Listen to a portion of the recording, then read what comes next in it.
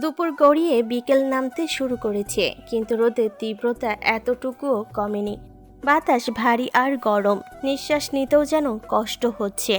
ঢাকা আন্তর্জাতিক বিমানবন্দরে গেটের ঠিক বাইরে দাঁড়িয়ে আছে এক যুবতী মেয়ে, আর পাশে বড় এবং ছোট মিলিয়ে দুটো ট্রলি ব্যাগ, কাঁধে ঝুলছে একটি হাত ব্যাগ। পরনে ব্যয়বহুল সালোয়ার কামিজ, অন্যটা ঝুলছে কাঁধের এক পাশে। চোখে গাঢ় বাদামি রোদ চশমা। মেয়েটির এক হাতে মোবাইল, অন্য হাতে ছোট্ট ট্রলি ব্যাগটার হাতল ধরা। মুখে কঠিন ধৈর্যের চাপ, কিন্তু অভ্যন্তরে জমে আছে বিরক্তি আর ক্লান্তি, যা চাইলেও চেহারা থেকে পুরোপুরি মুছে ফেলা যায় না। বড় ট্রলি ব্যাগটার ঠিক সামনে দাঁড়িয়ে আছে 5 বছরের এক ফুটফুটে বাচ্চা মেয়ে। চেহারা দেখে বোঝার বাকি নেই বাচ্চাটা যুবতী মেয়েটারই বাচ্চা। পরনে লেডিস টি শার্ট, সাথে জিন্স প্যান্ট। মাথার চুলগুলো দুপাশে করে বাঁধা, চারপাশে মানুষ, গাড়ির শব্দ, সব কিছুই যেন নতুন এই ছোট্ট বাচ্চাটির চোখে বিস্ময় আর অস্বস্তি একসাথে মিশে আছে তার চোখে। কখনো কখনো সে মায়ের চোখের দিকে তাকায় নরম এক দৃষ্টিতে, যেন বুঝে নিতে চাই এই অপেক্ষার শেষ কখন। এদিকে যুবতী মেয়েটির কাঁধের ব্যাগটা একটু ঠিক করে নিয়ে মোবাইলের স্ক্রিনে চোখ বোলায়। চলে হালকা টান পড়ে, সে একবার বাচ্চাটার মাথায় হাত বুলিয়ে দিয়ে আবার মোবাইলের স্ক্রিনে কিছুক্ষণের জন্য চুপচাপ তাকিয়ে থাকে, তারপর একটি নম্বরে ডায়াল করে। ফোনটি কান পর্যন্ত নিয়ে ঠান্ডা কণ্ঠে বলে ওঠে, যদিও তার ভেতরে বিরক্তিটা স্পষ্ট টের পাওয়া যায়। ধীর কিন্তু তীক্ষ্ণ বলে, আপনারা কি জানেন আমি ঠিক কতক্ষণ ধরে অপেক্ষা করছি? এখানে প্রায় 20 মিনিট হয়ে গেল।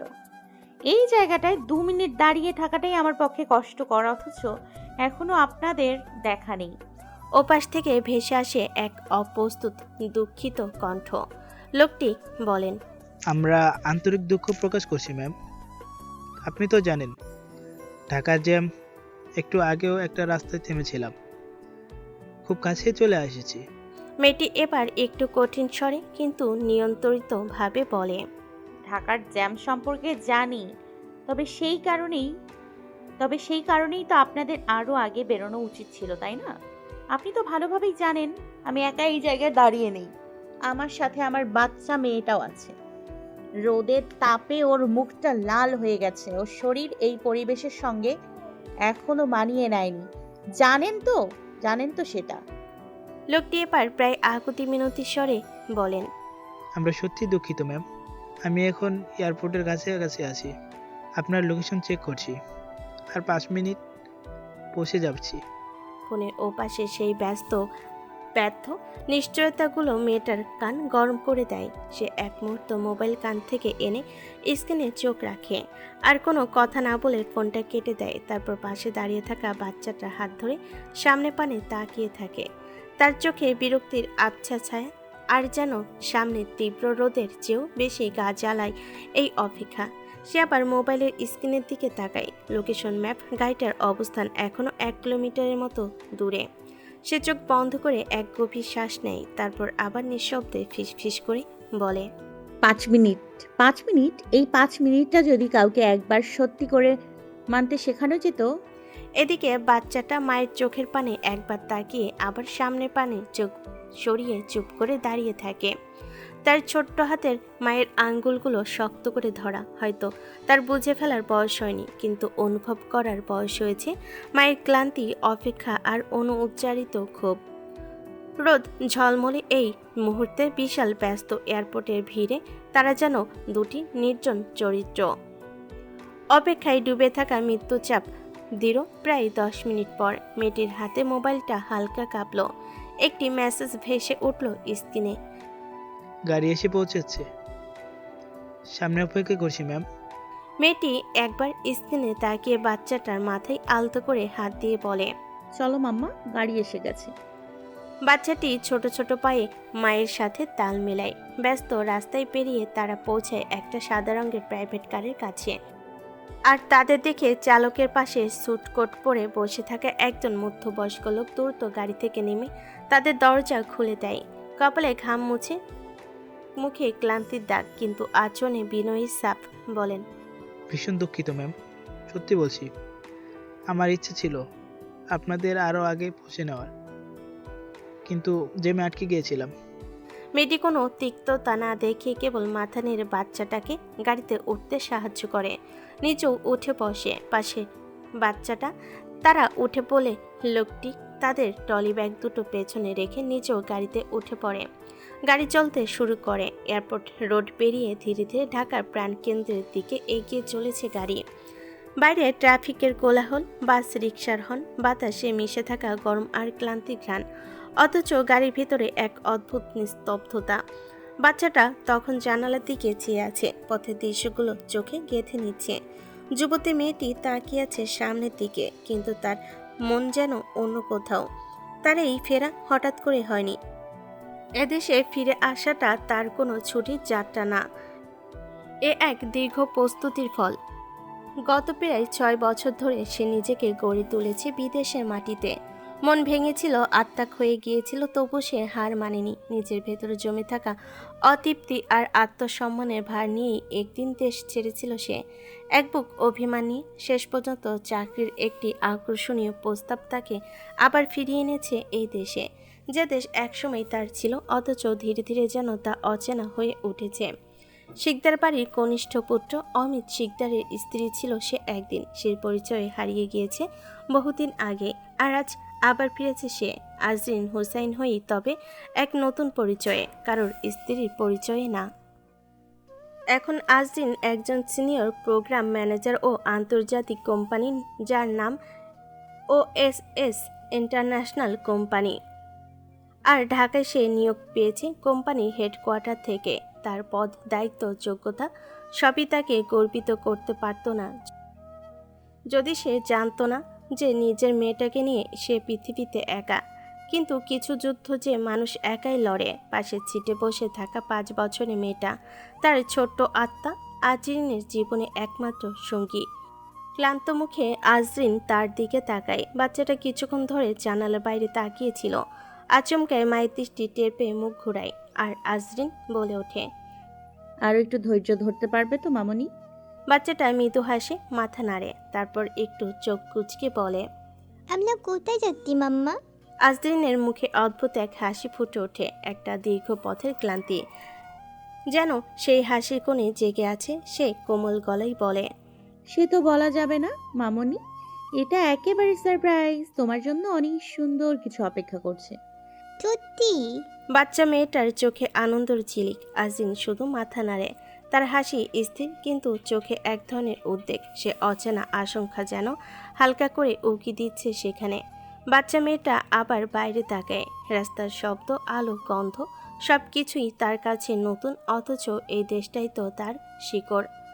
আজরিন এক দৃষ্টিতে তার মেয়েটার মুখের দিকে তাকিয়ে থাকে আর ভাবে, এই দেশটা আমার মেয়েটার আত্মিক ভূমি, অথচ আজ তার কাছে এটা সম্পূর্ণ অজানা।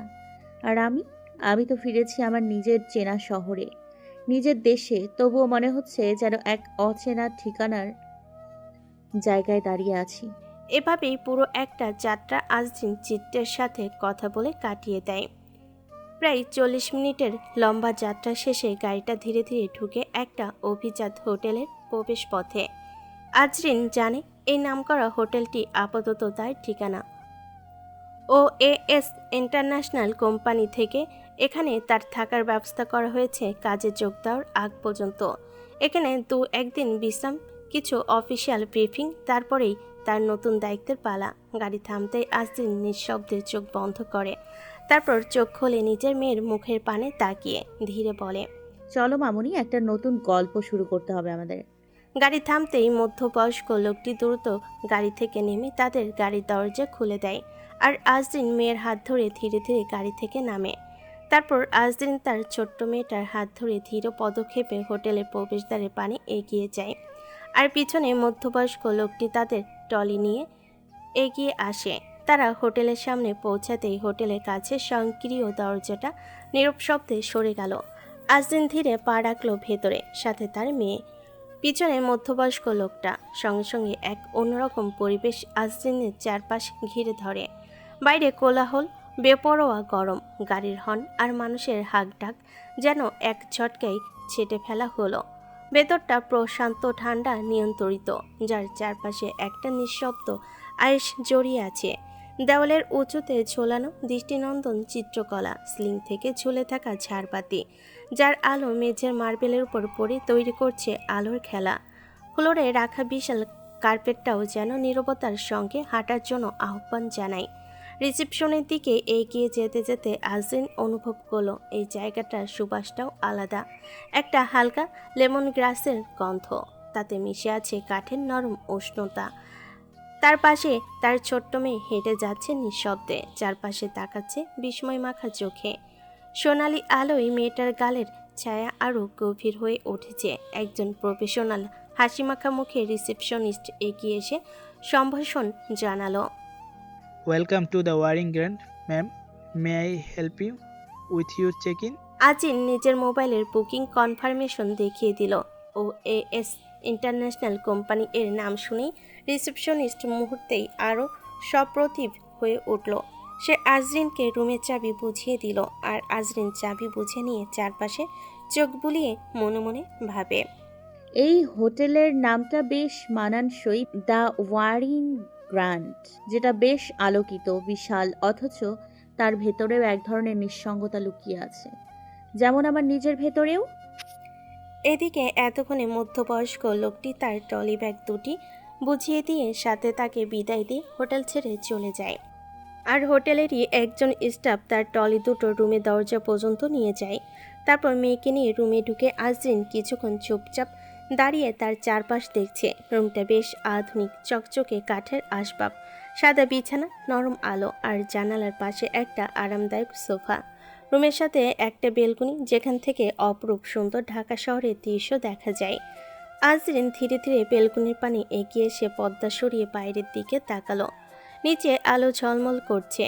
শহর, ছোট ছোট মানুষের গন্তব্য, আর সেই ভিড়ের কোথাও একজন আজরিন নতুন করে শুরু করতে এসেছে নিজের জীবন। সে একটা লম্বা নিঃশ্বাস ফেল। পাশ থেকে তার মেয়েটা এসে বিছানায় লাফিয়ে পড়ে। এটা কি আমাদের বাড়ি এখন মাম্মা? আজরিন ঘাড় ঘুরিয়ে মেয়ের পানে তাকায়, তারপর হাসতে হাসতে মেয়ের পানে এগিয়ে এসে তাকে জড়িয়ে ধরে। তার গালে নিচের গাল লাগিয়ে আদরের স্বরে বলে, না মামনি, এটা আমাদের বাড়ি না, তবে আমাদের শুরুটা এখান থেকেই হবে। ঠিক তখনই বিছানায় পড়ে থাকা আজরিনের মোবাইলে রিং হতেই তার দৃষ্টি যায় সেদিকে। সে মেয়েকে আলতোভাবে ছেড়ে মোবাইলটা হাতে তুলে নেয়, আর সেটাকে কান পর্যন্ত নিতেই মোবাইলের ওপাশ থেকে পুরুষালী কণ্ঠ ভেসে আসে। সব কিছু ঠিক আছে তো? ঠিক মতো পেয়েছিস তো? ঠোঁটের কোণে এক অদ্ভুত হাসি এনে আজরিন জবাব দেয়, জি, ঠিক মতোই আসছি, তবে আজরিনের কথা শেষ হওয়ার আগে ওপাশ থেকে উদ্বেগ কণ্ঠে ভেসে আসে। তবে কি? আজরিন ধীর কণ্ঠে বলে, আরে এত হাইপার হচ্ছ কেন? আমায় আগে সবটা বলতে তো দিবে। স্বর নিচু করে লোকটা বলে। বল। আজরিন বলতে থাকে, তোমাকে বারবার না করেছি যে তোমার পিএকে পাঠানোর দরকার নেই, আমি একাই গাড়ি ধরে হোটেলে চলে আসতে পারবো, কিন্তু না, তোমায় কে বোঝায়? এখন তোমার কারণে আমার মেয়েকে নিয়ে আমায় প্রায় আধা ঘন্টার মতো এয়ারপোর্টের উত্তপ্ত রোদ আর জমকালো কোলাহলে অপেক্ষা করতে হয়েছে। জানো কত কষ্ট হয়েছে? সরি, আচ্ছা তুই বল, এত বছর পর এই দেশে আসলি, দেশের কত কিছু বদলে গেল, আমি কি করে তোকে একা ছাড়ি বল? তার উপর তোর সাথে আমার গুগলি শোনা। আজরিন এবার স্বরে অদ্ভুত এক উচ্চ আওয়াজ এনে বলে, আজরিন, ও, তুমি এখন আমায় ছোট ভাবছো? কেন, তুই বুঝি বড় হয়ে গেলি? তাহলে শুন, তোর যতই বয়স বাড়ুক না কেন, তুই ছোট, সারা জীবন আমার কাছে ছোটই থাকবি, বুঝলি? একটু হাসে, তারপর আবার বলে, আচ্ছা এখন বলো, তুমি কাল সত্যি আসছো তো? আসবো নি মানে? আজ তো আসতে পারলাম না, কিন্তু দেখি কাল আমায় কেউ আটকে রাখতে পারবে না। আমার গুগলি শোনা আমার এত কাছে, আর আমি তাকে দেখতে আসবো না? এভাবেই আজরিন আর লোকটির মাঝে অনেকক্ষণ নানান কথা চলতে থাকে। পরের দিন সোহাগময় সকাল, দিনের প্রথম রোদের নরম আলোর সঙ্গে হোটেলের রুমটা থেকে বেরিয়ে পড়ল আজরিন, সঙ্গে তার মেয়ে। ঢাকা শহর যেন তার নানা রং আর গন্ধ মিশিয়ে নতুন দিনের স্বাগত জানাচ্ছে। আজরিন আর তার মেয়েকে হোটেলের করিডোর পেরিয়ে লিফট দিয়ে নেমে এলো তারা লবিতে। মেয়ের সাথে হোটেলের লবি দিয়ে নীরবে হেঁটে চলেছে সে। রিসেপশনে এসে সেখানকার অভ্যর্থনা, বিভিন্ন নিয়মকানুন সব কিছু যেন তাকে নতুন পৃথিবীতে স্বাগত জানাচ্ছে। খানিকটা সময় পর সে হোটেল থেকে বেরিয়ে এলো। সেখানে দরজার বাইরে একটা কালো রঙের প্রাইভেট গাড়ি এসে থেমে আছে তার জন্য। তাকে দেখে ড্রাইভার গাড়ির দরজা খুলে বেরিয়ে আসলো। তারপর তাকে একটু সম্মানের স্বরে বলেন, senior programme manager Mrs Azrin Hossain O S international কোম্পানিতে আজ আপনার প্রথম দিন। কোম্পানির পক্ষ থেকে আপনাকে পাঠানো হচ্ছে। আমি আপনাকে নিয়ে যাচ্ছি। লোকটার এরকম ব্যবহারে আজরিন বিন্দু পরিমাণও অবাক হয় না, কারণ সে আগে থেকে জানে বাহিরে তার জন্য কোম্পানির গাড়ি এসে অপেক্ষা করছে। তাই আর কথা না বাড়িয়ে সে তার ছোট্ট মেয়েটার হাত একটু শক্ত করে ধরে গাড়িতে উঠে বসলো। তারপর গাড়ি ধীরে ধীরে শহরের ব্যস্ত রাস্তায় প্রবেশ করলো। ঢাকার সেই পরিচিত যান্ত্রিক শব্দ আর গন্ধের মাঝে আজরিন নিজের ভেতরের এক অদ্ভুত উত্তেজনা ও চিন্তা নিয়ে ভেসে যাচ্ছে। প্রথম দিনের শুরুটা কিভাবে হবে, কিভাবে চলবে এই নতুন অধ্যায়? এরকম নানান ভাবনার মধ্য দিয়ে দেখতে দেখতে তারা এসে পৌঁছালো আধুনিক উঁচু ভবন ও এস ইন্টারন্যাশনাল কোম্পানি ঢাকার শাখায়। বিল্ডিংটার কাছের দেওয়ালগুলোতে সূর্যের আলো প্রতিফলিত হয়ে ঝকঝক করছে। এছাড়াও আছে বড় বড় লোগো। গাড়ি থামতেই আজরিন গভীর শ্বাস নিল। ড্রাইভার দ্রুত নেমে তাকে দরজা খুলে দিল। সে মেয়ের হাত ধরে গাড়ি থেকে নেমে দাঁড়ালো। একবার পুরো বিল্ডিংটা চোখ বুলিয়ে দেখলো, তারপর মেয়ের পানে তাকিয়ে বলে, চল মামুনি, আমাদের ভেতরে যেতে হবে। ছোট্ট মেয়েটি মাথা উঁচু করে মায়ের চোখে চোখ রেখে মাথা নাড়ে। আর মেয়ের এরকম তাকানোতে আজরিন মৃদু হাসে। তারপর দুজনই ধীর পায়ে কিন্তু দৃঢ় ভঙ্গিতে ভবনের পানে এগিয়ে যায়। অফিস বিল্ডিংয়ের কাছে দরজা ঠেলে ভিতরে ঢুকতেই ব্যস্ত গুঞ্জনময় পরিবেশ যেন মুহূর্তেই জড়িয়ে ধরে আজরিনকে। তাকে দেখি সামনে রিসেপশন ডেস্কে বসে থাকা এক তরুণী হাসি মুখে উঠে দাঁড়িয়ে বলে, গুড মর্নিং ম্যাম, আপনি কি নতুন প্রোগ্রাম ম্যানেজার মিস আরজিন? আজরিন হালকা বিস্মিত দৃষ্টিতে মাথা নাড়ল। এর মধ্যেই ডেস্কের পাশ থেকে এক তরুণ এগিয়ে এলো। তার কণ্ঠে উষ্ণতা, চোখে কৌতূহল। বলে, welcome to OS international company ma'am. লোকটা আজরিনের পানে এগিয়ে আসতে আসতে আরও বলে, আপনার চেহারা দেখে মনে হচ্ছে আপনাকে চিনতে পারাই আপনি খানিকটা অবাক। আজরিন কিছু বলার আগে সে তার সামনে আসে। সাথে হাসতে হাসতে নিচু হয়ে আজরিনের পাশে দাঁড়ানো তার ছোট্ট মেয়েটার থুতনিতে হাত রাখে। তারপর বলতে থাকে, আসলে আপনাকে চিনবার একমাত্র কারণ এই ছোট্ট কিউটি। কোম্পানি থেকে জানানো হয়েছিল আজ কোম্পানিতে নতুন প্রোগ্রাম ম্যানেজার আসবেন, আর সাথে আসবেন এমন এক মিষ্টি মেয়ে যাকে ভুলে থাকা অসম্ভব। মনে হচ্ছে সত্যিই অসম্ভব। বয়স কম হলেও আজরিনের মেয়ে এটা বুঝতে পারে যে তরুণটার শেষের বাক্যটা তাকে নিয়ে প্রশংসাসুলভ বাক্য। তাই তো সে লাজুক হাসি হেসে মায়ের পেছনে লুকায়। মেয়ের এই প্রতিক্রিয়ায় আজরিন মৃদু হাসে, সাথে তরুণটাও। এ নিয়ে বাচ্চাটার সাথে একটু খুনছুটি করার পর তরুণটি এবার আজরিনের পানে তাকিয়ে বলে, তাহলে ম্যাম, আপনি আমাদের নতুন প্রোগ্রামিং ম্যানেজার মিসেস আজরিন। তরুণটির কথায় আজরিন সৌজন্যমূলক ভাবে হাসে, কিন্তু বুকের ভেতর তার গভীরে এক অচেনা ধুকধুকানির শব্দ বাজছে। Oh sorry ma'am. তরুণটি যেন নিজের ভুল দ্রুত বুঝে সরে দাঁড়ায়, সাথে আরও বলে, আমি আপনাকে দাঁড় করিয়ে কথা বলছি। আসুন ভেতরে চলুন ম্যাম। আজরিন মেয়ের হাত ধরে ধীর পদক্ষেপে সামনে এগোলো। চারপাশে এক ব্যস্ত মনোযোগী পরিবেশ। প্রতিটি ডেস্কে কর্মীরা ল্যাপটপের স্ক্রিনে ডুবে আছে। কোথাও গ্রাফ আর ডাটা ভাসছে, কোথাও প্রজেক্ট রিপোর্টের পাতা উল্টানোর শব্দ হচ্ছে। এক কোণে বড় স্ক্রিনে চলছে আন্তর্জাতিক ভিডিও কনফারেন্স। যেন এই অফিসের সীমানা দেশ ছাড়িয়ে বহু দূরে ছড়িয়ে আছে। আজরিনের মনে হতে থাকে তার এই নতুন জীবন যেন এক ঢঙ্গের যুদ্ধক্ষেত্র, যেখানে প্রতিটা মুহূর্তে তাকে তার যোগ্যতা প্রমাণ করতে হবে। এদিকে তরুণটি পকেট থেকে মোবাইল বের করে কারোর সঙ্গে কথা বলে নেয়। এরপর কিছুক্ষণের মধ্যে এক প্রাণবন্ত তরুণী তাদের সামনে এসে দাঁড়ায়। গলায় আইডি কার্ড ঝুলছে, মুখে হাসি।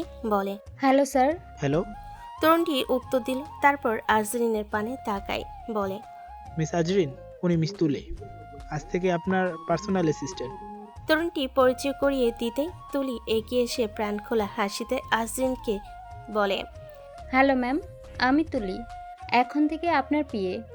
আপনার ডেস্ক প্রস্তুত আছে, দয়া করে আমার সঙ্গে আসুন। খানিক মত বিনিময়ের পর আজিন কৃতজ্ঞতার হাসি দিয়ে তরুণটিকে বিদায় জানায়। এদিকে তার মেয়ের ছোট্ট হাত তুলি নিজের হাতে নেয়, তারপর তিনজনে এগোতে থাকে করিডোরের ভেতর দিয়ে। হাঁটতে হাঁটতে তুলি আজরিনকে অফিসের বিভিন্ন অংশ দেখিয়ে বুঝিয়ে দিচ্ছে। এই দিকটা আমাদের প্রোগ্রাম ডিপার্টমেন্ট। আপনি যেহেতু সিনিয়র প্রোগ্রাম ম্যানেজার, আপনি সরাসরি হেড অফ প্রোগ্রামের সঙ্গে কাজ করবেন। তবে যে কোনো বড় সিদ্ধান্তই সিও লেভেলে যায়। আমাদের সিও খুব স্ট্রেট ফরওয়ার্ড মানুষ, তবে কেয়ারিংও বটে। আপনার সঙ্গে দেখা হবে কয়েকদিনের মধ্যেই। এখন উনি ঢাকার বাইরে আছেন। সিওর কথা শুনে আজিনের নিজের ভিতর থমকে গেল এক মুহূর্তের জন্য। কেন জানি বুকের ভেতরে হঠাৎ এক চোরা ধাক্কা লাগলো। সিইও? কে তিনি? কেমন মানুষ? এসবের উত্তর তার অজানা, কারণ সে এখনো সিওর সম্পর্কে কিছুই জানে না। তখনই তার মনে হলো, উত্তরগুলো তো আমার খুব কাছেই অপেক্ষা করছে। এখন এসব নিয়ে ভাবা মানে সময় নষ্ট। একটু পর লিফট দিয়ে 3 তলায় উঠে তারা প্রোগ্রাম ডিপার্টমেন্টের সামনে চলে আসে। প্রোগ্রাম ডিপার্টমেন্টের গ্লাস দরজাটা ঠেলে ভেতরে ঢুকে তুলি আর আজদিন। ঢোকার সঙ্গে সঙ্গে তুলি হাত তুলে সবার দৃষ্টি আকর্ষণ করে, বলে, এক্সকিউজ মি গাইস। তার কণ্ঠে আত্মবিশ্বাসী এক স্বর, আর সাথে ভেতরে যেন একটুখানি উচ্ছ্বাস লুকিয়ে আছে। সবাই কাজের ভাগ থেকে মাথা তুলে তাকায়। কিবোর্ডের টিপটাপ শব্দ থেমে যায় এক মুহূর্তের জন্য। অফিসে এক ধরনের প্রত্যাশার নীরবতা নেমে আসে। তুলি তখন বলতে থাকে, তোমরা তো জানো আজ আমাদের ডিপার্টমেন্টের নতুন সিনিয়র প্রোগ্রাম ম্যানেজার যোগ দিচ্ছেন। উনিই সে, মিসেস আজরিন হোসাইন। তার কথা শেষ হতেই সবাই উঠে দাঁড়ায়। কারো ঠোঁটে উষ্ণ হাসি, কারো চোখে কৌতূহল। একজন তো এগিয়ে এসেই বলে, welcome to the team ma'am. আমরা সত্যিই ভাগ্যবান আপনাকে আমাদের সাথে পেয়ে। আজরিন বিনয়ী হাসি দিয়ে মাথা নোয়ালো, সাথে বলে, ধন্যবাদ। আমিও খুব আশাবাদী এই নতুন যাত্রা নিয়ে। এতক্ষণে আপনারা জেনে গেছেন আমার নাম আজরিন হোসাইন। আমি আপনাদের সিনিয়র প্রোগ্রাম ম্যানেজার। তবে আপনারা চাইলে সংক্ষেপে আমার নাম আর্য ব্যবহার করতে পারেন। আশা রাখি ধীরে ধীরে সবার সাথে পরিচিত হয়ে উঠব। এভাবেই কিছু সৌজন্যমূলক বাক্য বিনিময়ের পর তুলি আজরিনকে নিয়ে গেল তার নতুন কর্মস্থলে। একটি আধুনিক গোছানো সাজানো বেলকনি সমৃদ্ধ কাছের কিন্তু মর্যাদাপূর্ণ একটি অফিস রুমে। ভেতরে ঢুকে আজরিন দেখল সাদা ও উষ্ণ বাদামি রঙের দেওয়াল, একপাশে কম্প্যাক্ট বুকশেলফে সাজানো ফাইল ও রিপোর্ট, আর দেওয়ালে চলছে বড় করে OAS ইন্টারন্যাশনাল কোম্পানি আর লগো। সাথে ডেস্কের পাশে বিশাল কাছের জানালা দিয়ে ঢাকার ব্যস্ত শহরের দৃশ্য। আর তুলি বলে ওঠে, ম্যাম, এখানে আপনার ওয়ার্ক স্টেশন। কোনো বাক্য না দিয়েই আজরিন রুমের প্রতিটি কোণা দেখছে, আর তার পেছনে তুলি রুমের প্রতিটি জিনিস তাকে বুঝিয়ে দিচ্ছে। কিছুটা সময় পর তুলি আজরিনের মেয়েকে একটু আদর করে রুম থেকে বেরিয়ে পড়ে। আর আজরিন নিজের মেয়ের হাত ধরে ধীরে ধীরে পা ফেলে নিজের চেয়ারের পানে এগিয়ে যায়। মেয়ের হাত ছেড়ে ধীর স্থিরে চেয়ারে বসে। চেয়ারটা হেলান দিতেই যেন এক অদৃশ্য ভার তার কাঁধে এসে পড়ে। দায়িত্বের ভার, প্রত্যাশার ভার, আর নতুন শুরুর ভার। এদিকে তার ছোট্ট মেয়ে মায়ের কাছ থেকে গিয়ে কৌতূহলী দৃষ্টিতে রুমের প্রতিটি কোণা ঘুরে দেখছে। ডেস্কের কোণা ছুঁয়ে জানালার দিকে তাকিয়ে বুকশেলফের ধুলোমুক্ত কাঠ স্পর্শ করে। মেয়ের পানে নজর পড়তে আজরিন মৃদু হেসে জিজ্ঞেস করে, কেমন লাগছে মাম্মার অফিস? মায়ের কথা কানে আসতে মেয়ে ঘাড় ঘুরিয়ে বলে, বেশ ভালো মাম্মা। ঠিক তখনই দরজায় হালকা নখ। আজরিনের নজর সেদিকে, সে বলে ওঠে, ভেতরে আসুন। দরজা খুলে তুলি ঢুকলো। হাতে কয়েকটি ফাইল এগিয়ে আসতে আসতে বলে, ম্যাম, এগুলো আমাদের চলমান প্রোগ্রামের ডকুমেন্ট। এখান থেকে আপনার কাজ শুরু হবে। আজরিন হাত বাড়িয়ে ফাইলগুলো নেয়। সে প্রতিটি ফাইল খুলে একটু ঘাটাঘাটি করে, আর তুলি তাকে সংক্ষেপে ফাইলগুলো বুঝিয়ে দেয়। প্রজেক্টের অবস্থা, রিপোর্ট, আর আগামী সপ্তাহের মিটিং সূচি ইত্যাদি ইত্যাদি। এভাবে ফাইলগুলো বুঝিয়ে দেওয়া হয়ে গেলে তুলি রুম থেকে বেরিয়ে যায়। এদিকে তুলি চলে যাওয়ার পর কিছুটা সময় আজরিন নিজে থেকে ফাইলগুলো দেখে।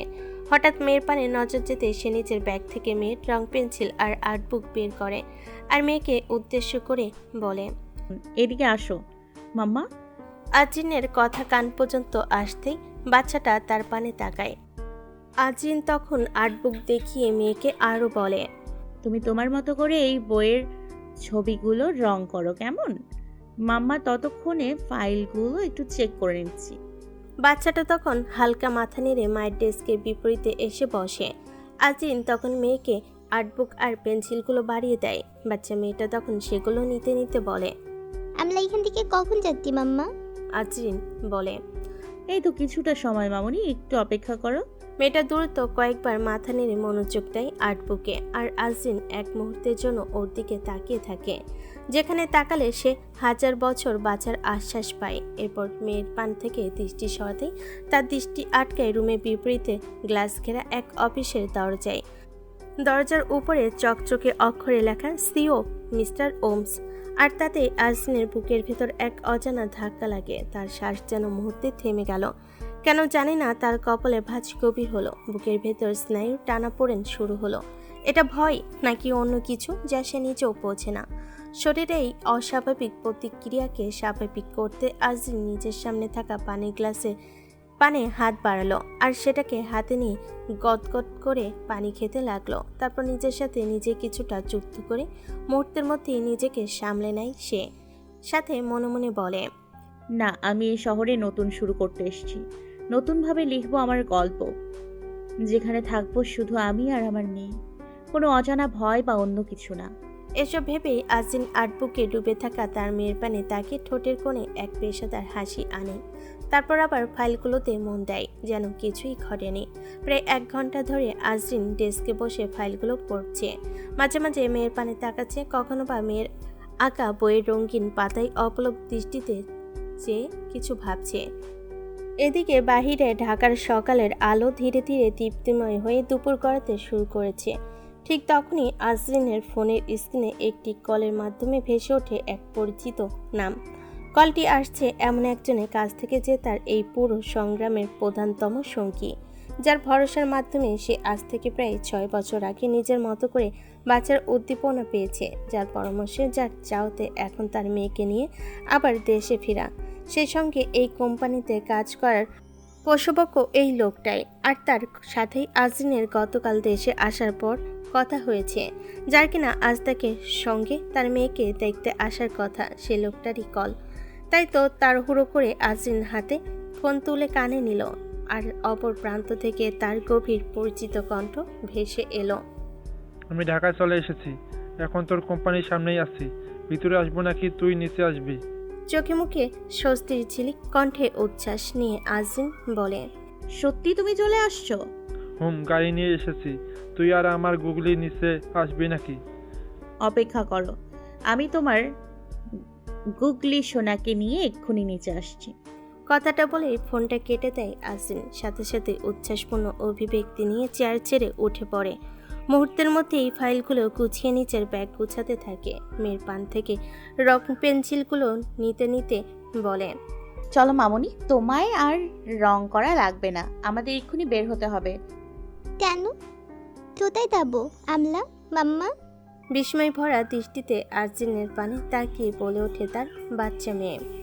নিচে তোমার লুমিন অপেক্ষা করছে, আমাদের সাথে দেখা করবে, তাই আমাদের এক্ষুনি বেরোতে হবে। প্রতিবাক্যে মেয়েকে বলে আজরিন। মায়ের মুখে লুমিন নাম শুনে মুহূর্তের মধ্যে বাচ্চা মেয়েটার চেহারাও উচ্ছ্বাসিত হয়ে ওঠে, বলে, সত্যি মাম্মা? আমলা লুমিনের সাথে দেখা করব? এখানে লুমিনও আছে? মামুনি, আর কোনো প্রশ্ন না, আমাদের এক্ষুনি বের হতে হবে। মেয়ের হাত ধরে কথাটা বলতে বলতে আজরিন দ্রুত পা বাড়ে দরজার পানে। কাছের দরজাটা ঠেলে বেরিয়ে এসে আজরিন সোজা স্টাফদের পানে তাকালো। তারা এখনো কাজে ব্যস্ত, কেউ কম্পিউটারে টাইপ করছে, কেউ ফোনে কথা বলছে। হঠাৎ তার কণ্ঠে এক নরম অথচ দৃঢ়স্বর ভেসে উঠল, বলে, এভরিবডি। কথাটা কান পর্যন্ত পৌঁছাতে ব্যস্ততা রেখে সকল স্টাফদের দৃষ্টি আজরিনের পানে। আজরিন তখন বলতে থাকে, সরি ফর দ্যাট, আমাকে এক্ষুনি বের হতে হবে। হঠাৎ একটা জরুরি মিটিং পড়ে গেছে। আমি আশা করছি তোমরা আমার পরিস্থিতি বুঝবে এবং নিজেদের দায়িত্ব যথাযথভাবে পালন করবে। কথাগুলো শেষ হলো ডিপার্টমেন্টে এক অদ্ভুত নীরবতার মাধ্যমে। কেউ কোনো শব্দ করলো না, শুধু চোখগুলো দিয়ে আজিনের পানে স্থির তাকিয়ে রইল। তখন তুলি ধীরে ধীরে এগিয়ে আসে, তার চোখে হালকা উদ্বেগের চাপ। পাশে এসে সে নরম গলায় বলে, কোনো সমস্যা ম্যাম? আমার কি আপনার সাথে যাওয়া দরকার?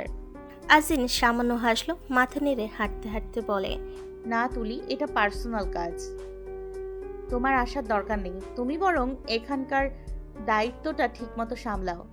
এভাবে কিছু কথা বলতে বলতে তারা ডিপার্টমেন্টের দরজার কাছে এসে পৌঁছে যায়। তুলিকে বিদায় দিয়ে আজিন আর পেছনে ফিরে তাকালো না, শুধু মেয়ের ছোট্ট হাতটা শক্ত করে ধরে এগিয়ে গেল বাইরের পানে। তুলি তখন দরজার ভেতরে দাঁড়িয়ে থাকে আর তাদের বিদায় যাত্রা দেখে। ঠিক তখনই আজিনের মেয়ে হেঁটে যেতে যেতে হঠাৎ মাথা ঘুরিয়ে পিছনে ফিরে তাকায়। বাচ্চাটার মুখে ফুটে ওঠে চাঁদের মতো উজ্জ্বল হাসি, যেন সে নীরবে তুলির সাথে এক মিষ্টি সেতুবন্ধন তৈরি করে। তুলিও অনিচ্ছা সত্ত্বেও হাসি চেপে রাখতে পারল না, হাত তুলে নেড়ে দিল বিদায়, আর চোখে ভরিয়ে নিল সেই নিষ্পাপ মুখটা। লিফটের সামনে সে আজিন থামে, অপেক্ষায় থাকে লিফট আসার, কিন্তু এই অপেক্ষার ছোট্ট মুহূর্তটুকুও যেন তার কাছে অস্থিরতার মতো লাগছে।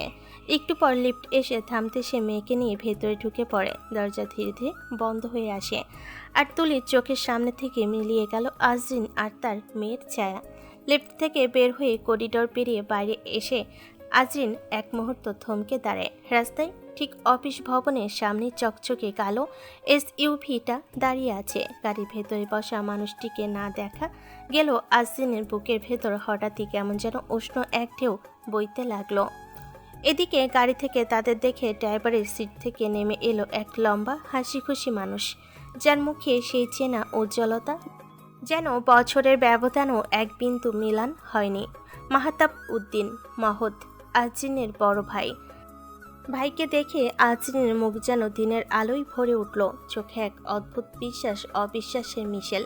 এই 6 বছরে বিদেশে মাটিতে বহুবার দেখা হলো, প্রায় 1 বছর পর এই সামনাসামনি সাক্ষাৎ যেন তার কাছে হয়ে ওঠে গভীর আবেগ ভরা এক মুহূর্ত। এরই মধ্যে আজিনের মেয়ে মাহতাবকে দেখে উচ্ছ্বাসে মায়ের হাত ছাড়িয়ে ছুটে গেল তার পানে, কণ্ঠে সেই পরিচিত ডাক। জুমি না? বাগ্নির ছুটে আসায় মাহতাব হাঁটু গেড়ে বসে পড়ে। কাছে আসতেই পরম যত্নে দুহাত বাড়িয়ে তাকে তুলে নিল, বুকের ভেতর এমন শক্ত করে জড়িয়ে ধরল যেন দীর্ঘদিনের অভাব এক মুহূর্তেই পূর্ণ হয়ে যাচ্ছে। মেয়েটি খিলখিলিয়ে হাসছে, আর মাহতাবের মুখে ছড়িয়ে পড়েছে সেই হাসির উষ্ণতায়। কিছুক্ষণের মধ্যেই সে ছোট্ট মুখটিতে আলতো করে অগণিত চুমু এঁকে দিল, প্রতিটি যেন ভালোবাসার সিলমোহর। আজিন ধীরে ধীরে এগিয়ে এলো। মাহতাব এক হাত মেয়েকে আঁকড়ে ধরে রেখে অন্য হাত বাড়িয়ে দিল বোনের জন্য। সেই পরিচিত স্পর্শ, যা আজিনের অন্তরের গভীরে জমে থাকা ক্লান্তি আর কষ্টকে একসঙ্গে নাড়িয়ে দিল। ভাইয়ের আলিঙ্গনে মিলিয়ে গেল অনেক অব্যক্ত বেদনা, আর চুপচাপ গড়িয়ে পড়ল চোখের জল। মাহতাব হালকা বিস্ময় আর মমতা নিয়ে বলে, আরে দেখ, পাগলি কাঁদছিস কেন? তুই না এখন অনেক বড় হয়ে গেছিস, তাই না? তাহলে কান্না কেন করিস? বড়দের চোখে কি জল মানায় না? লোকে দেখলে হাসবে। আজিন ভেজা চোখ তুলে ভাইয়ের পানে তাকিয়ে বলে, লোকে হাসুক গা, তাতে আমার কি? বোনের প্রতিবাক্যে মাহতাবের ঠোঁটে ফুটে ওঠে মৃদু এক হাসি। সেই হাসি দেখে আজিনও হেসে ফেলে, একটা নিঃশ্বাসের মতো হালকা অথচ গভীর অনুভূতিতে ভরা হাসি। একটু পর মাহতাব একবার চারপাশে তাকায়, চোখে যেন হালকা সতর্কতার আভা। আজিনকে উদ্দেশ্য করে বলে, চল বোন, এখানে এভাবে দাঁড়িয়ে থাকাটা ঠিক না। একে তো রোদের তাপ ভয়ানক, আর তার উপর এটা গাড়ি পার্কিংয়ের জায়গা না। যদিও জানি আমায় কেউ কিছু বলবে না, কিন্তু কোম্পানির নিয়ম তো আর ভাঙা যায় না, তাই না? বলে সে আজিনের মেয়েকে কোলে নিয়ে গাড়ির ওপর পাশে দরজার পানে এগোতে লাগে। পিছন থেকে আজিন একটু মুচকি হেসে বলে, কেন তোমায় কিছু বলবে না? তুমি কি কোম্পানির সিইও নাকি? নাকি এটা তোমার বাবার অথবা কোনো কাছের মানুষের? মাহতাব কাঁধ ঝাঁকালো, ঠোঁটে কোণে চেনা দুষ্টু হাসি নিয়ে বলে, একসাথে এত প্রশ্ন, হয়তো একটার না একটার উত্তর হ্যাঁ, বাকিটা তুই নিজেই আন্দাজ করে নে। কথার মাঝে তারা গাড়ির ভেতর বসে পড়ে। তারপর মাহতাব তার গুগলিকে আজিনের কোলে তুলে দিয়ে স্টিয়ারিংয়ে হাত রাখে। চাবি ঘোরাতেই ইঞ্জিনের মৃদু গর্জন শোনা যায় আর গাড়ি ধীরে ধীরে রওনা হলো। কিছুটা পথ যাওয়ার পর মাহাতাব একবার আজিনের কোলে বসে থাকা ভাগ্নির পানে তাকায়, তারপর আবার সামনের পানে দৃষ্টি ফেরায়, সঙ্গে বলে, আমার গুগলি শোনা তো দেখি দিন দিন একেবারে ইংল্যান্ডের প্রিন্সেস হয়ে যাচ্ছে। তবে চেহারায় যেমনই হোক, কিন্তু অ্যাটিটিউডটা একেবারে বাহ। আজিনের পানে চোখ পড়তে হঠাৎই নিজের কথার মাঝপথে থেমে গেল সে। আর কিছু বলল না, শুধু সামান্য হাসি দিয়ে প্রসঙ্গ ঘুরিয়ে নিল অন্যদিকে। এরপর আজিন শুরু করলো তার অবিরাম প্রশ্ন, বাড়ির সবাই কেমন আছে, এখন কার খবর কি, সে ঢাকায় কেন আসছে, কেউ সেটা জানেনি। এ যেন তার গত 1000 বছরে জমিয়ে রাখা কৌতূহলের বন্যা। এভাবেই কথোপকথন চলতে চলতে তার পৌঁছে গেল কাছের একটা কফি শপে। জানালার পাশের আরামদায়ক কেবিনে বসে দিল অর্ডার, 2টা কফি আর একটা ছোট্ট চকলেট মিল্কশেক। কিছুক্ষণ পর স্টাফ এসে টেবিলে রাখলো কাপগুলো। গরম কফি থেকে ধোঁয়া উঠছে। মিল্কশেকের গ্লাসটা ওর পাশে রাখা ছোট্ট স্টোরটা যেন আজিনের মেয়ের জন্যই অপেক্ষা করছে। একটু খাওয়ার মধ্যে শুরু হলো মাহতাব আর ভাগ্নির খুনছুটি। কখনো তার চুল এলমেলো করে দিচ্ছে, কখনো এমন কিছু বলছে যাতে বাচ্চাটা খিলখিলিয়ে হেসে ওঠে। এদিকে আজিন নীরবে এসব দেখছে, চোখে তার এক অদৃশ্য উষ্ণতা। এই ছোট্ট মুহূর্ত যেন তার নতুন চাকরির চাপ, নতুন দায়িত্ব, সব মিলে এই মুহূর্ত যেন সব কিছুর উপর মিষ্টি একটা ঢেউ বইয়ে দিচ্ছে। আজিন অপলক তাকিয়ে রইল ভাই আর মেয়ের পানে, আর নিঃশব্দে নিজেকে বলল, আমার এই যুদ্ধে আমার ভাই আমার সঙ্গী, এটাই আমার সবচেয়ে বড় শক্তি। প্রায় 3 দিন পর ডেস্কের সাজানো গুরুত্বপূর্ণ ফাইলগুলো খুলে রেখেও মন বসছে না আজিনের। পাতার অক্ষরগুলো যেন ধোয়াটে, চোখ যায় মন যায় না। নিজের ওপরে ভীষণ রাগ হচ্ছে তার, ঠোঁটের ফাঁকে ফিসফিস করে বলছে, focus focus Azrin, please focus. তবে তার এই অস্থিরতার একটা নির্দিষ্ট কারণ আছে। আজ তার মেয়েটা সঙ্গে নেই। সকালবেলা অফিসে আসার পথে স্কুলে দিয়ে এসেছে সে। মেয়ে আজ প্রথমবার মায়ের কাছ থেকে দূরে, তাই তো মায়ের হৃদয় আজকে একটু বেশি হালকা, বেশি ভাপা। কয়েকদিন আগের কথা মনে পড়ে তার। মাহতাব ভাইয়া যখন ঢাকায় এলো তখনই সিদ্ধান্ত হয়েছিল 5 বছরের কন্ট্রাক্টে যখন এখানে থাকতে হবে, মেয়ের শেকড়ও এখানেই গাঁথতে হবে। মেয়েকে স্কুলে ভর্তি করাতে চায় সে। কাছের জানালায় রোদ বাঁচিয়ে বসে ভাই বলছে, ভর্তি যেহেতু করাতেই হবে, দেরি কিসের? তবে শোন আজরিন, আমার গুগলি শোনার কিন্তু ভালো মানের স্কুলে অ্যাডমিট দিবি। আজিন হেসে জবাব দিয়েছে, তার বলতে হয়, লিটারালি সে আমার ভাগ্নি বলে কথা ভাইয়া। বোনের কথায় মাহতাব হেসেছিল, কিন্তু পরক্ষণে গলায় একটুখানি গাম্ভীর্য এনে বলেছে, আর একটা কথা আজরিন, ভালো স্কুলের নামে আবার এমন দূরে দিস না যেন যেখানে মেয়েকে তোর কাছে পাওয়াই কঠিন হয়ে যায়। স্কুলটা যেন তোর অফিসের আশেপাশেই হয়। আজিন তখন নিঃশ্বাস ফেলে বলে, অবশ্যই ভাইয়া, ওকে দূরে দিই কি করে, ওই তো আমার অক্সিজেন। একটু দূরে থাকবে ভাবলেই নিঃশ্বাস আটকে আসে। মাহতাব কৌতুক ভরা চোখে তাকিয়ে জিজ্ঞেস করে, তাহলে এখন কি করবি? আমি স্কুল দেখব নাকি তুই খোঁজ নিয়ে ঠিক করবি? আজরিন নরম গলায় বলে, তুমি অনেক কষ্ট করে আমাদের জন্য আজ সময় বের করেছো, তোমার আর সময় নষ্ট করা লাগবে না। আমি আমার পিএ মিস তুলির সঙ্গে কথা বলি, সেই সব সেট করে দেবে। তাছাড়াও ওর এখানকার আশেপাশের স্কুল নিয়ে হয়তো ধারণা অনেক ভালো, জানে কোনটা বেস্ট স্কুল। এভাবে সেদিন অনেক কথাই হয়েছিল, ভবিষ্যতের দিকে তাকিয়ে ছোট ছোট স্বপ্ন। তারপর বিকেলের আলো ফিকে হতে দেখে ভাই বিদায় নিয়েছে। পরের দিন সকালে অফিসে এসে আজিন আর কোনো দ্বিধা না রেখে টেলিফোনে রিসিভার তুলে তুলিকে কল করে। নরম স্বরে বলে, তুলি, একটু আমার কেবিনে আসবে? জি ম্যাম, এই আসছি। ওপাশ থেকে ভেসে এলো তুলির পরিচিত নিশ্চিন্ত কণ্ঠ। তারপর আজিন টেলিফোন রেখে এক মুহূর্তের জন্য জানালার বাইরে তাকায়। উড়াল সড়কের উপর দিয়ে ছোট ছোট গাড়িগুলো এগিয়ে যাচ্ছে, ঠিক ঘড়ি কাটার মতো। আর সে নিজেকে নিজে বলে, সিদ্ধান্তটি সঠিক দিকে এগোচ্ছে।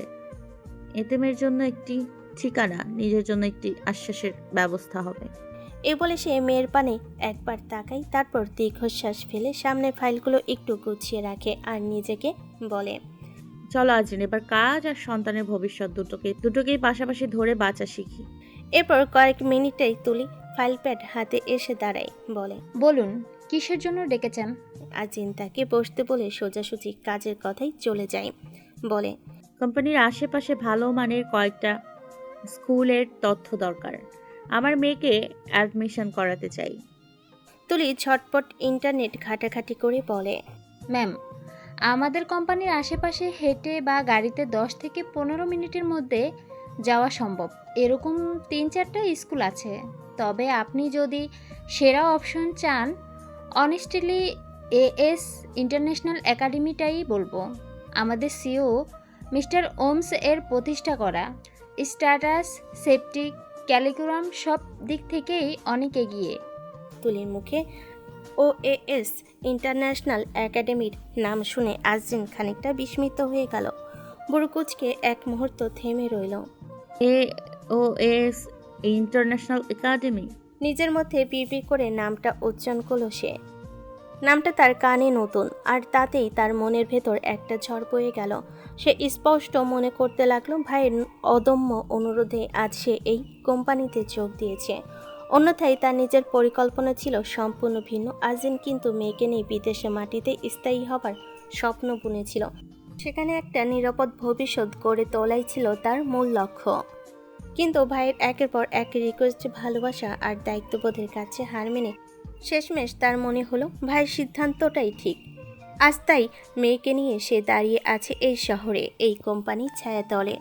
তবে বাস্তব সত্য হলো এখানে OAS ইন্টারন্যাশনাল সম্পর্কে অনেক কিছুই তার অজানা। তার চোখের সামনে হয়তো বিশাল এক প্রাসাদ দাঁড়িয়ে আছে, কিন্তু তার ভেতরে অন্দরমহল সম্পর্কে এখনও তার জানা হয়নি। এসবের মাঝে সে বেশি বিস্মিত হয় এটা ভেবে যে যখন ভাইয়ের সাথে মেয়ের ভর্তি নিয়ে কথা বলে, কই ভাই তো তাকে একবারও বলেনি তার নিজের কোম্পানির সিওর প্রতিষ্ঠিতা করা একটা স্কুল আছে। পরক্ষণে সে আবার নিজের প্রশ্নে নিজেই উত্তর দেয়। হয়তো ভাইয়া নিজে জানে না এই বিষয়ে। এদিকে তুলি আসরিনের এরকম চুপ থাকা দেখে বলে ওঠে। ম্যাম, কিছু কি হয়েছে? আজিন ঘোর কেটে তুলির পানে তাকিয়ে নিষ্প্রাণ স্বরে বলে। একাডেমিটার ক্যাম্পাস কেমন সে সম্পর্কে বল।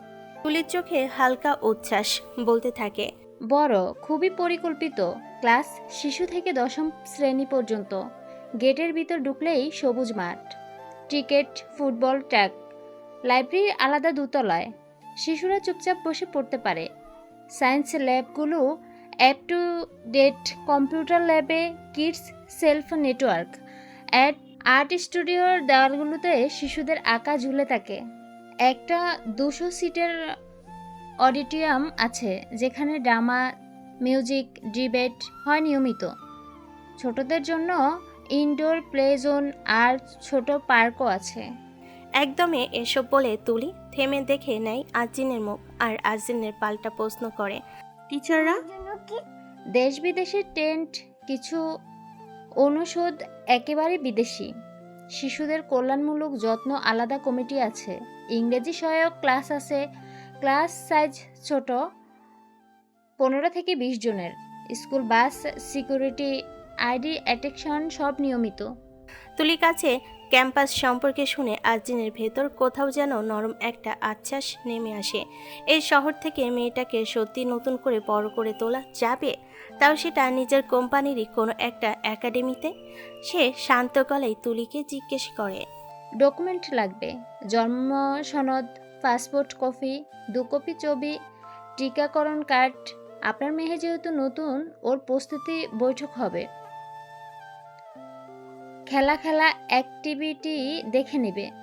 ওর কমফোর্ট, আপনি চাইলে আমিও আপনার সঙ্গে যাব। আজিন একটু হেসে মাথা নেড়ে সম্মতি দিল, বলে। থ্যাঙ্কস তুলি, আজই ফোন দাও। কালই আমরা অফিসের আগে আমার মেয়েকে নিয়ে স্কুলে যাব। আজিনের কথায় সম্মতি দিয়ে তুলি বেরিয়ে যায়, আর কক্ষে নেমে আসে নীরবতা। কাছের বাইরে জানালার ধারে ভেসে ওঠা শহর, হর্ন, উড়াল, সড়ক রোদ। আজিনের মনটা একটু দূরে চলে যায়, ভাবে এই শহর আমার না হলেও আজ এটাই হবে আমার মেয়ের। পুরনো ক্ষতগুলো ফিসফিস করে, তবুও আজ সেই ফিসফিসের উপরেই ধৈর্যের পাতলা একটা পর্দা টেনে দেয় আজিন। হঠাৎই টেলিফোনে রিং। ফোন তুলে কানে নিতেই ওপাশ থেকে ভেসে এলো তুলির প্রাণবন্ত কণ্ঠ। ম্যাম কনফার্ম, কাল সকাল 10টায় এস ইন্টারন্যাশনাল একাডেমি অ্যাডমিশন অফিসে আপনার জন্য নির্দিষ্ট সময় বুক করা হয়েছে। আমি 8:30-এ গাড়ি হোটেলের নিচে থাকবো। পারফেক্ট। আজিন ছোট্ট নিঃশ্বাস ফেলে বলল। কাল দেখা হবে। ফোন রাখতেই ডেস্কের ফাইলগুলো হঠাৎ আরও তত ভারী লাগলো না। সে নিজের বুকের ভেতর ধীরে একটা বাক্য বসিয়ে দেয়। আমার যুদ্ধটা এখন শুধু আমার না, মেয়ের জন্য, ভবিষ্যতের জন্য। আর পাশে আছে ভাইয়া, আমার স্থির সঙ্গী। এখন নতুন শেকড়ে পানি দিব, সময় মতো ফুল ফুটবেই। কাছের ওপারে দুপুরের আলো একটু ফিকে হয়ে আসে। আজিন ফাইলটা টেনে নেয় সামনে।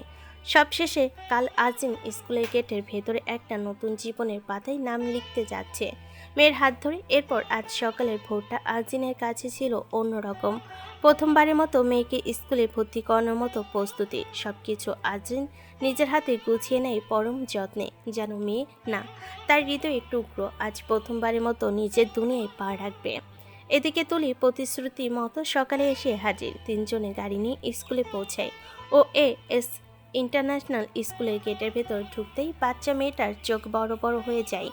রঙিন দেওয়াল, সবুজ মাঠ, ছোটদের খেলার জায়গা, আর হাতে হাতে ধরে একসাথে স্কুলে ঢুকছে আরও অনেক বাচ্চা। সব কিছুই ওর কাছে নতুন। অ্যাডমিশন অফিসের দরজাটা ঠেলে ভেতরে ঢোকে আজিন আর তুলি, সঙ্গে ছোট্ট মেয়েটি। এই অপরিচিত পরিবেশে আঁকড়ে ধরেছে মায়ের হাত। আজিনের আঙ্গুলগুলোতে তার ছোট্ট আঙ্গুলের চাপ এতটাই শক্ত যেন মায়ের হাতটাই এই মুহূর্তে তার পুরো পৃথিবী। ভেতরে সযত্নে সাজানো অফিস রুম, দেওয়ালে ঝোলানো কয়েকটি মোটিভেশনাল কোট, একপাশে রঙিন চার্ট আর শিক্ষার্থীদের কাজে প্রদর্শনীয়। টেবিলের ওপাশে বসা ভর্তি কার্যক্রমের দায়িত্বে থাকা টিচার, আর তাদের দেখে যেন তিনি আন্তরিকতার সঙ্গে স্বাগত জানালেন। হাসি মুখে বললেন, যে কোনো প্রয়োজনে দয়া করে বসুন, বসে কথা বলি। আজিন আর তুলি দুজনই ওনার কথার সম্মতিতে ওনার সামনে চেয়ারগুলোতে বসে। তবে আজিনের কোলে তার মেয়ে। এরপর শুরু হলো ধীরে ধীরে কিছু ব্যক্তিগত আলাপ, বাচ্চা নাম, আগ্রহ, পূর্বের পড়াশোনার অভিজ্ঞতা ইত্যাদি। কাগজপত্রের সই, কয়েকটি তথ্য যাচাই, সব মিলিয়ে ভর্তি প্রক্রিয়া এগোতে থাকে। অবশেষে সব সম্পূর্ণ হলে টিচার মৃদু হাসিতে বলেন, চিন্তা করবেন না মিস আজরিন, প্রথম কয়েকদিন নতুন পরিবেশে একটু লাজুক থাকবে, তবে খুব দ্রুতই মানিয়ে নেবে। আমরা সবসময় ওর পাশে থাকবো। শব্দগুলো আজিনের কানে আশ্বাসের মতো বেজে উঠল। বুকের ভেতরটা ভারী করে তুলে, তবুও ঠোঁটে জোর করে টেনে আজিন ছোট্ট হাসি দিল। তবে ভেতরে যেন কেউ শক্ত করে চেপে ধরেছে তার হৃৎপিণ্ড। এরপর টিচার তাকে উপদেশ দিলেন, আজ থেকেই ক্লাসে অ্যাটেন্ড করতে দিন। যত দ্রুত শুরু করবে তত দ্রুতই মানিয়ে নেবে। আজিনের খানিকটা দ্বিধায় পড়ে যায়। চোখ নামিয়ে কিছুক্ষণ চুপ থাকে, যেন সিদ্ধান্ত নিতে পারছে না। তারপর ধীরে ধীরে মাথা নাড়ে সম্মতির ভঙ্গিতে। ঠিক তখনই ছোট্ট মেয়েটি মায়ের চোখে চোখ রাখে, যেন সে মায়ের অন্তর্লুকানো দ্বিধা। তার ছোট্ট মনও বুঝতে পারে। সে মায়ের হাত শক্ত করে আঁকড়ে ধরে ফিসফিস করে বলে, মাম্মা, তুমি থাকবা তো আমার সঙ্গে? কথাটা শুনেই আজিনের বুকটা কেঁপে ওঠে। মনে হলো এই পৃথিবীতে সবচেয়ে কোমল আর ভীত সত্তার আরতি ভেসে এলো মেয়ের কণ্ঠে।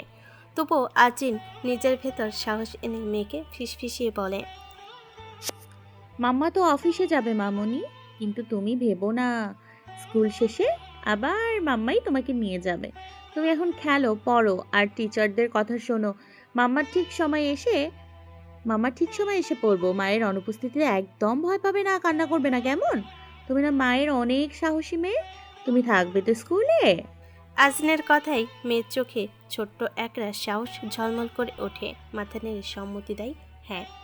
আজিন তখন মেয়ের কপালে চুম্বন এঁকে দেয়। এভাবে কিছুটা সময় পর আজিন মেয়েকে টিচারের হাতে সঁপে দিয়ে বিদায় নেয়। আর বিদায় নেওয়ার সময় তার বুকের ভেতর যেন কেঁপে ওঠে একটা শূন্যতা। তবু তাকে ছাড়তেই হলো। সে স্কুল থেকে বেরিয়ে পড়ে। গাড়িতে বসতে তুলি আজিনের পানে তাকিয়ে তার মনের অবস্থা বুঝতে পেরে মৃদু গলায় বলে ওঠে, ম্যাম, প্রথম দিনটা সবার জন্যই কঠিন হয়, কিন্তু বিশ্বাস করুন, ওর জন্য এটা দারুণ একটা যাত্রা শুরু। তুলির কথাই প্রতিবাক্য নেই। আজিন জানালার বাইরে তাকিয়ে থাকে। ভেতরের শহরের ভিড়, গাড়ির হর্ন, রোদ, সব কিছুর মাঝেও তার মন পড়ে আছে স্কুলের ভেতরে। মনে বলছে। আবার ফিরে গিয়ে মেয়েকে দেখে আসি। এরপর অফিসে এসে চেয়ারে বসতেই আরও বেশি শূন্য লাগতে লাগে। ফাইলগুলো সামনে খুলে রাখে, কিন্তু অক্ষরগুলো চোখে ধরা দিচ্ছে না। ঘড়ি কাঁটা যেন আজ তাকে কষ্ট দিচ্ছে, প্রতিটি টিকটিক তাকে মনে করিয়ে দিচ্ছে সে আর কতক্ষণ পর মেয়ে স্কুল থেকে ফিরবে? নিজের সঙ্গে নিজেই লড়ছে, বলছে। নতুন দায়িত্ব, নতুন পদ, আমাকে সামলাতেই হবে। কিন্তু মেয়ে তো আমায় ছাড়ছে না, প্রতিটি শ্বাসে মেয়েকে খুঁজছি। চল। এদিকে কয়েকদিনের মধ্যেই সিও মিস্টার ওমস ও বিদেশে থেকে ফিরবেন। অফিসের কাজ গুছিয়ে রাখা এখন সবচেয়ে বড় দায়িত্ব। তবু আজকের দিনটা তার কাছে এক অন্তত লড়াইয়ের মতো। অফিসের টেবিল আর স্কুলের বেঞ্চের মাঝখানে পড়ে থাকা এক মায়ের মন। আজিন গভীর শ্বাস নিয়ে চোখ নামালো ঘড়ির কাঁটার উপর আর বলে, চল তাড়াতাড়ি, চলো তাড়াতাড়ি ঘুরো। আর একটু এগিয়ে দাও আমাকে, আমার মেয়ের কাছে। এভাবে সময় বয়ে চলতে চলতে সময় হয়ে যায় আজিনের মেয়ের ফিরে আসার। সে গাড়ির পানে তাকিয়ে ব্যাঘাতে ছুটে যেতে আর এক মুহূর্ত দেরি করে না। চলে যায় সে আত্মিক টানে মেয়ের দেওয়া প্রতিশ্রুতি রক্ষা করতে। মেয়ের স্কুল আর আজিনের অফিসের ব্যস্ততা নিয়ে বেশ কয়েকদিন কেটে যায়। তবে আজ সকালটা আজিনের জন্য ছিল অন্যরকম ব্যস্ততায় ভরা। কোম্পানিতে মিস্টার ওমস আসবে, তাই সেখানে এক প্রকার ব্যস্ততা। তার উপরে আজ মেয়ের স্কুলেও সাংস্কৃতিক অনুষ্ঠান। মেয়েটা আজ বিশেষভাবে অংশ নেবে, তাই আজিন নিজেও তাকে প্রতিযোগিতায় অংশ নেওয়ার মতো করে সাজিয়ে তোলে। তবে সাজটা এতটাই ভিন্ন, এতটাই অভিনব যে বাইরে থেকে দেখলে চেনাই মুশকিল। এই আজিনের মেয়ে।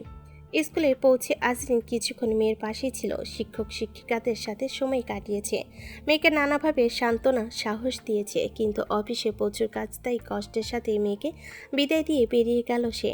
তবে সারা রাস্তায় চিত্র বারবার বলেছিল, আজ যদি সারা দিন মেয়ের সঙ্গে থাকতে পারতাম। মিনিট 10 রাস্তা পার হয়ে আজিন কোম্পানিতে এসে দেখে কোম্পানির ভেতর অদ্ভুত এক ব্যস্ততা। কাগজপত্র গোছানো, সিওর আগমনের প্রস্তুতি, নিরাপত্তার ব্যাপার, সবকিছু যেন তীব্র ব্যস্ততার ভেতর চলতে থাকে। তাই তো চারিদিকে প্রস্তুতি আর কর্মীদের পদাচারণ পরিবেশটা ভারী করে তুলেছে। সবাই যখন একরকম যার যার কাজে ব্যস্ত, তখনই মিস্টার ওমসের executive assistant mister Luhan management বোর্ডে এসে সেখানকার সবাইকে উদ্দেশ্য করে জানান, স্যার, মিস্টার ওমস আজ সরাসরি কোম্পানিতে আসবেন না। প্রথমেই তিনি যাবেন ওনার প্রতিষ্ঠিত OAS ইন্টারন্যাশনাল স্কুলে। এখানে আজ একটি বার্ষিক সাংস্কৃতিক অনুষ্ঠানের আয়োজন করা হয়েছে। স্যার সেখানে সভাপতি আসন গ্রহণ করবেন। এই ঘোষণার পর থেকেই অফিসের কর্মীদের নিজের মধ্যে গুঞ্জন ছড়িয়ে পড়ে। কিন্তু আজিন চুপচাপ টেবিলের উপর রাখা ফাইলের পানে তাকিয়ে বসে আছে। ভেতর তার অদ্ভুত অস্থিরতা। সিওর কোম্পানিতে আসা আর মেয়ে স্কুলে কি করছে, ঠিকমতো পারফরমেন্স দিতে পারবে কিনা সেটা। অপরদিকে স্কুলের অডিটোরিয়ামে শুরু হয়ে গেল সাংস্কৃতিক অনুষ্ঠান। চারপাশে রঙিন সাজসজ্জা, মঞ্চের আলো ঝলমল করছে। একে একে শিক্ষার্থীরা পারফর্ম করছে, কেউ গান, কেউ নাচ, কেউ আবৃত্তি। দর্শক আসনে বসে আছেন অভিভাবক, শিক্ষার্থীরা আর বিশেষ অতিথি হিসেবে স্কুলের প্রতিষ্ঠা মিস্টার ওমস। বয়সের তুলনায় এখনও তিনি বেশ হ্যান্ডসাম, সুঠাম দেহের গড়ন, যেটা দেখলে বোঝা যায় তিনি নিয়মিত এক্সারসাইজ করেন। তার উপস্থিতিতে যেন চারপাশের পরিবেশে বাড়তি এক গুরুত্ব এসে জমেছে। হঠাৎ ঘোষকের কণ্ঠে ভেসে এলো, এবার মঞ্চে আসছে আমাদের সত্য শিক্ষার্থী, যেমন খুশি তেমন সাজ, প্রতিযোগিতায় অংশগ্রহণকারী শেষ প্রতিযোগী। নামটা ঘোষণার আগে শ্রেণী শিক্ষিকা আজিনের ছোট্ট মেয়েটিকে এগিয়ে দিলেন মঞ্চের দিকে। আলো ঝলমল করা মঞ্চের মাঝে দাঁড়াতে দর্শকের চোখ আটকে গেল ওর দিকে। সাজটা এত অদ্ভুত সুন্দর, এত আকর্ষণীয় যে মুহূর্তে সবার মাঝে প্রশংসার গুঞ্জন নেমে এলো। ঘোষকেরও আর নাম বলা হলো না। ছোট্ট মেয়েটি সাহসী ভঙ্গিতে মাইকের সামনে দাঁড়িয়ে নিজের সাজের ব্যাখ্যা দিতে শুরু করলো। কথাগুলো অস্পষ্ট হলো, এমন গুছানো যে মনে হচ্ছিল কোনো প্রাপ্তবয়স্ক বক্তা উপস্থাপন করছে। তার আত্মবিশ্বাসী কণ্ঠ অডিটোরিয়াম জুড়ে এক ধরনের নীরবতা নেমে এলো। দর্শকরা মুগ্ধ হয়ে শুনতে লাগলো। মিস্টার ওমস ভুরুকুচকে তাকিয়ে রইলেন, নিজের মনে ফিসফিস করে ওঠেন, এতটুকু একটা বাচ্চা এত সুন্দরভাবে উপস্থাপন করতে পারে, অবিশ্বাস্য। মেয়ের বক্তব্য শেষে স্কুলের প্রিন্সিপাল মঞ্চে পানে এগিয়ে এসে কৌতূহলী হয়ে তাকে বলেন, তোমার নামটা তো আমরা এখনো জানতে পারলাম না মা। একবার বলো তো সবাইকে তোমার নাম। ছোট্ট মেয়েটি গর্ব ভরে হাতে থাকা মাইকটা মুখে তুলে নিয়ে বলে। আমার নাম অলিন হোতাইন। মেয়েটার মুখে নাম শুনেই ঘোষকের ঠোঁটের কোণে হালকা একটা হাসি খেলে যায়। ঘোষক মুচকি হেসে মাইকে বলেন, মামনি, এটা অনিল না অরিন। তুমি বলবে অরিন হুসাইন। ছোট্ট মেয়েটি প্রতিবাক্যহীন নির্দোষ চোখে ঘোষকের পানে তাকিয়ে রইল। আর ঘোষক হাসি মুখে দর্শকদের উদ্দেশ্যে ব্যাখ্যা করলেন। আসলে ওর নাম অনিন না অরিন হুসাইন। ও তো এখনো ছোট, তাই হয়তো এর জায়গায় ভুল করে ল উচ্চারণ করে। টিচারের কথা শুনেই সবার মাঝে হাসির ঢেউ বয়ে গেল। অরিন হুসাইন নামটা উচ্চারণের সাথে সাথে মিস্টার ওমসের বুক কেঁপে উঠল, যেন বুকের ভেতর পুরনো কোনো ক্ষত জেঁকে উঠল। তিনি চুপচাপ বসে রইলেন। বাইরের সবাই যেখানে হাসি আর করতালিতে মেতে উঠেছে, সেখানে তাকে দেখে মনে হচ্ছে তিনি নিজের ভেতরে এক যুদ্ধক্ষেত্রে যুদ্ধ করছে। কিন্তু এর মধ্যে মঞ্চে অরিনের জন্য কঠিন মুহূর্ত এলো, যখন উপস্থাপক তাকে জিজ্ঞেস করলো, তোমার বাবার নাম কি? ছোট্ট অরিনের মুখ বিভ্রান্ত হয়ে উঠল। সে নিচু স্বরে বলল, বাবা। উপস্থাপক মাথা নাড়ে। অরিন আবার বলে, বাবা তো। শব্দটা যেন তার কাছে অপরিচিত। এভাবে সে কয়েকবার পুনরাবৃত্তি করতে লাগলো, বাবা, বাবা। তার এই সকল পরিস্থিতিতে দর্শকরা ভাবলো অরিন হয়তো নার্ভাস হয়ে গেছে। তাই তো মুহূর্তের মধ্যে মঞ্চের পাশে থাকা তার ক্লাস টিচার ছুটে এসে তাকে কোলে তুলে নিলেন, সান্ত্বনা দিলেন এবং মঞ্চ থেকে নামিয়ে নিলেন। মিস্টার ওমস তখনও অরিনের থেকে চোখ ফেরাতে না পারলেও সেই সময়ে তার বুকের ভেতরে যুদ্ধটা বই চলছিল। তার হাত মুঠো হয়ে আসা, ঠোঁট কামড়ে ধরা, কিন্তু পাশের মানুষগুলো কিছুই বুঝতে পারল না। এরপর ঘণ্টাখানেকের মধ্যে অনুষ্ঠানের সকল পর্ব দারুণভাবে শেষ হলো। শুরু হলো পুরস্কার বিতরণ অনুষ্ঠান। আজিনের ছোট্ট মেয়ে অরিন সবার নজর কাড়ল। প্রথম স্থানও হলো প্রতিযোগিতায়। পুরস্কার নিল মিস্টার ওমসের হাত থেকে। হাতে পুরস্কার পেয়ে গর্ব ভরে উঠল তার মুখ। কিন্তু তার এই আনন্দ ভাগ করার মতো মা তখন পাশে নেই। সব শেষে স্কুল ছুটি হলো। ছুটি পেয়ে সবাই বেরিয়ে গেল। আজিন তখনও অফিসে ব্যস্ত। ফাইলের পর ফাইল, মিটিংয়ের ডাক, ফোন কল, সব মিলিয়ে সে সময়ই বুঝতেই পায়নি মেয়েকে আনতে যাচ্ছে না। এদিকে অরিন মায়ের অপেক্ষায় পথ চেয়ে রইল। মিনিট পেরোল, তারপর আর কিছুক্ষণ, কিন্তু আজিন আর আসছে না। শেষমেশ ছোট্ট অরিন স্কুলে গেট পেরিয়ে রাস্তায় বেরিয়ে আসলো। রাস্তার দুপ্রান্তে চোখ বোলাতে লাগলো আর চিত্র বলছে, এই বুঝি মায়ের গালি আটলো। কিন্তু এত অপেক্ষার পরও তার মায়ের গাড়ি আসছে না দেখে সে সামনের পানে এগোতে লাগলো। ঠিক সে সময়েই ঘটে গেল দুর্ঘটনা। আচমকা পিছন থেকে একটা গাড়ি এসে তাকে ধাক্কা মারল। আর তা দেখে মুহূর্তের মধ্যে চিৎকার হইচই চারিদিক ভরে গেল। অরিন মাটিতে অবচেতন হয়ে পড়ে রইল। কেউ তাকে ধরছে না, কেউ ধরতে চাইলেও পুলিশ কেস ভেবে ধরছে না। এমন সময় একটি গাড়ি ধীরে ধীরে এসে দাঁড়ালো ভিড়ের সামনে। ড্রাইভার গাড়ির দরজা খুলে নেমে গেলেন সামনের পরিস্থিতি বুঝতে। কয়েক মিনিট পর মুখ গম্ভীর করে ফিরে এলেন, নিচু গলায় জানালেন, স্যার, এখানে একটু আগেই একটা অ্যাক্সিডেন্ট হয়েছে। একটা ছোট বাচ্চা মেয়ে রাস্তায় অবচেতন অবস্থায় পড়ে আছে। প্রচুর রক্ত বের হচ্ছে। কেউ এগিয়ে যাচ্ছে না। সবাই বলছে পুলিশ কেস হবে। সাজ দেখে মনে হচ্ছে বাচ্চাটা একটা অনুষ্ঠানে অংশ নিয়েছিল হয়তো। আপনার স্কুলেরই ছাত্রী। ড্রাইভারের মুখ থেকে এমন কথা শুনে এক মুহূর্ত দেরি না করে দরজা ঠেলে গাড়ি থেকে নেমে এলেন আর কেউ না, মিস্টার ওমস।